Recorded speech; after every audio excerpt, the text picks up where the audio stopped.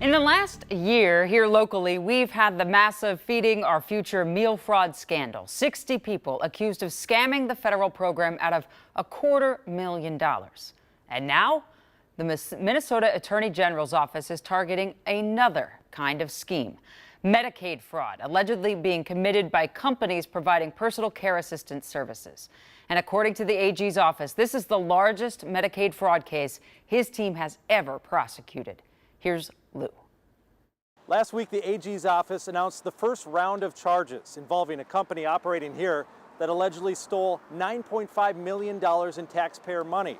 Courtroom testimony this week revealed another dozen companies are in the crosshairs. These checks, totaling well over $100,000, were all written over the last 18 months from companies under investigation by the Attorney General's office for suspected Medicaid fraud to Abdi Rashid Saeed, even though he had already been ordered by a judge to no longer receive Medicaid payments after he was convicted of theft by swindle early last year. It's part of an expansive investigation into suspected fraud involving companies providing personal care assistant or PCA services. Last week, the AG's office charged 18 people, including 5 with racketeering, alleging they used their company, Minnesota Professional, to defraud Medicaid to the tune of $9.5 million of taxpayer money. Hi, can you say hi? PCAs help people, often elderly or disabled, who need assistance with things like grooming, bathing, eating, or using the bathroom.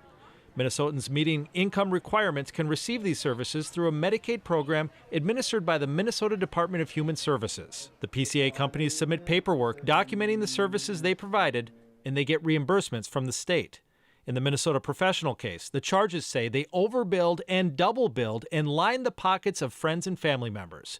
Abdi Rashid Saeed was convicted in a similar scam with his former PCA company. Now, details of the AG Medicaid fraud unit's continuing investigation are coming out in court as they accuse Saeed of violating his probation by receiving Medicaid money. The lead investigator testified that they've executed over 50 search warrants, including at 11 different companies that paid Saeed for consulting work.